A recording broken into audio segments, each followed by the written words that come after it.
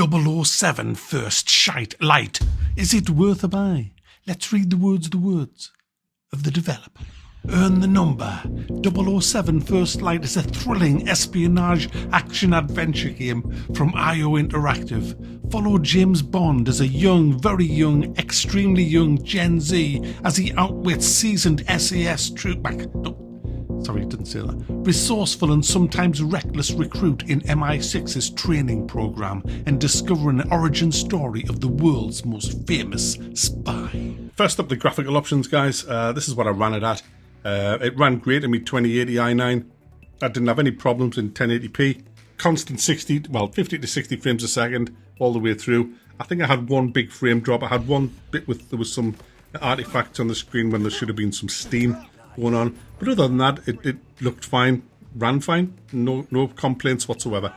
The developers offered me a key, but I already got it off Green Man Gaming, so I just refused. But thanks anyway for your faith in my reviews.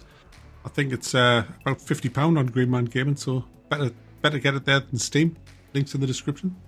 Where do I start? Well, I think it's very important that people understand what you're going to get if you buy this game. You are not going to get some kind of amazing action game. You're not going to get that. You're not going to get a James Bond movie unless James Bond movies have gone really, really bad. Because this isn't very good at all, the story. In fact, the story's terrible. The characters are terrible. The dialogue is even worse than terrible. It's just a poor...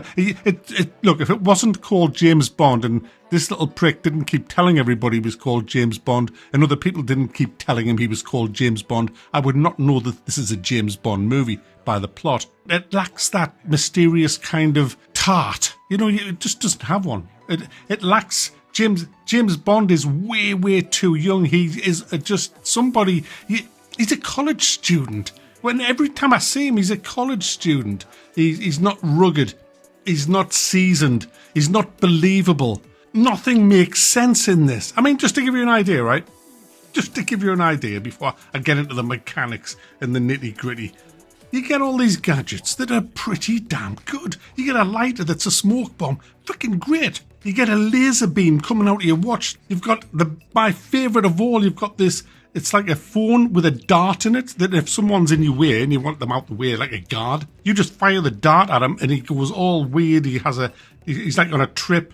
He can't see. You can just walk past him while he's freaking out, vomiting and all that. It only lasts 30 seconds, but it's fantastic. You've got a camera that emits like an EMP pulse. You've got all these little gadgets that you just put in your pocket.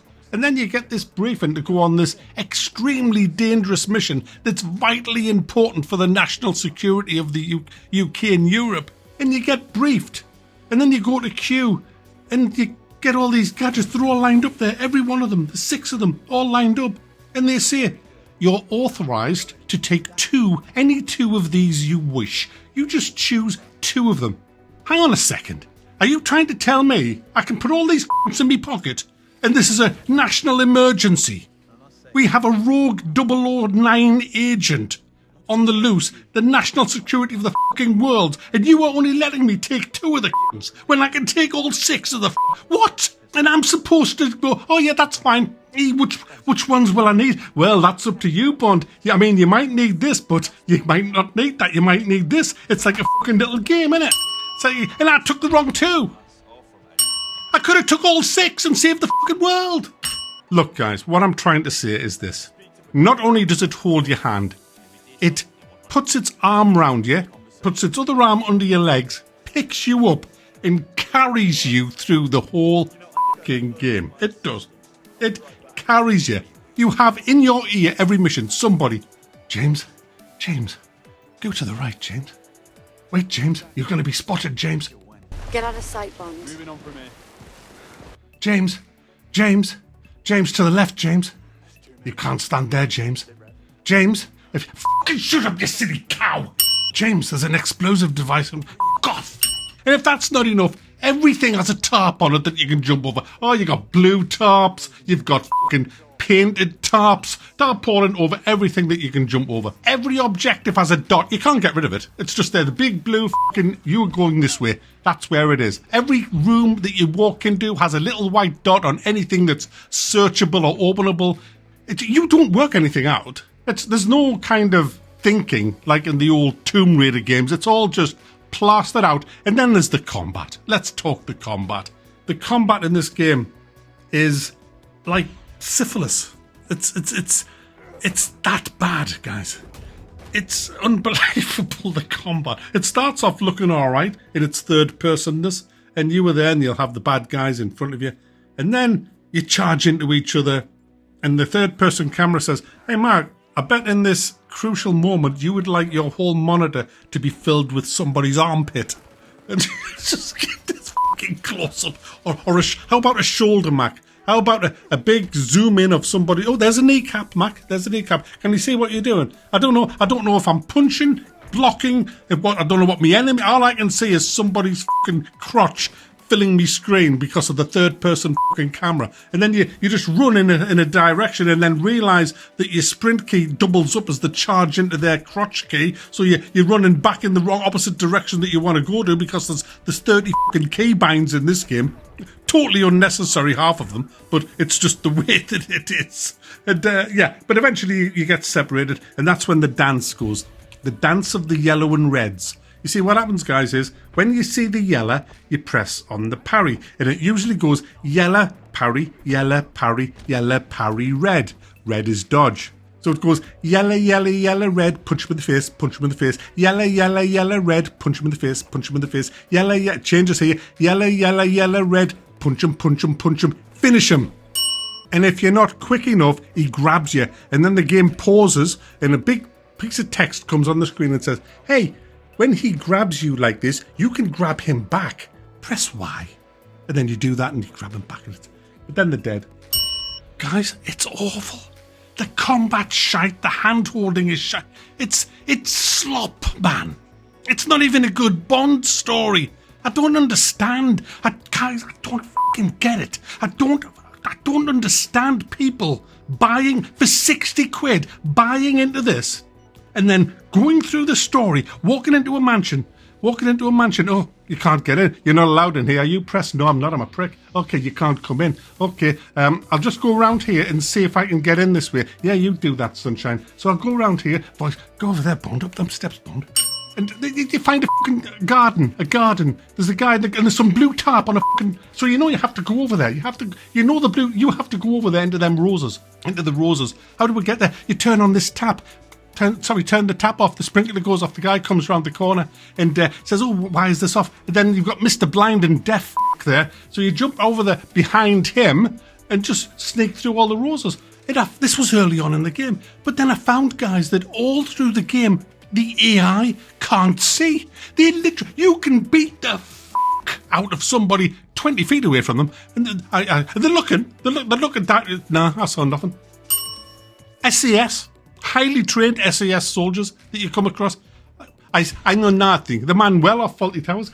Nobody can see a thing. They are blind and, well, they've got cataracts, basically. They can see you when you're right there, but from anywhere past 6 feet, they can't see a thing, and they can't hear anything either. I cannot understand that gamers want to play a game where they're told where to go, they're shown where to go, the fighting is just not even anything, it's just yellow, yellow, yellow, red. It's, you know what I mean? The dialogue's crap, the story's crap, you play as you look like an 18-year-old little fucking straight out of university kind of, no experience, but you can take on any kind of special forces in the whole world because all the special forces are blind and deaf. You can only take two gadgets out of the 6. You can take 2 gadgets. When the world needs you, you can only take 2 gadgets. Every single time you come to a situation, there's a setup. There's a little box to switch on or something to overload or something to... It's just, you put your X-ray vision on, guys. Here we are. It's true. You put your X-ray vision on. You press, for me it's Alt. You press Alt and then you enter X-ray vision mode. You have to do that. Because you can't operate any gadgets unless you're using XXX. And this brings me to the biggest joke in the fucking game.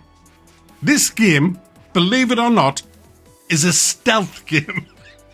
It's a stealth game with X-ray vision, blind and deaf fucking enemies, and little tiny situations scattered everywhere for you to distract everybody. And if they do ever see you, you can beat them up by going yellow, yellow, yellow, red.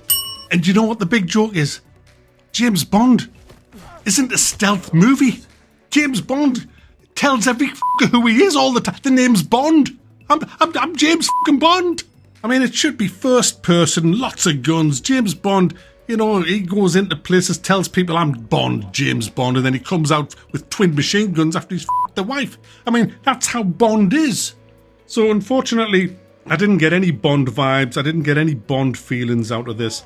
I just felt like I was playing Slop that was just holding me hand all the way through with cringy writing, smart-ass quips every 10 seconds, and I can't understand why people love it. I mean, I guess if you just can't be bothered, you know, when you can't be asked with stuff, I get like that sometimes in a game, and I just want something that's just like a cookie clicker. You know, click, click, click. If you want to play cookie clicker with James Bond's clothes on, there you go. There you go.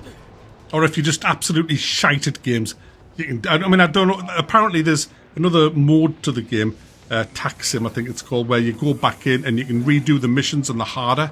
That might be fun, but I don't have any stomach to go back into any of these missions, guys. So there you go. It is what it is, guys. It's absolutely ludicrous at times. Some of the missions are just absolutely so far out there and crazy that I've had a laugh. I've had a laugh. So I've had a laugh. Just at it, not with it. I'll see you later.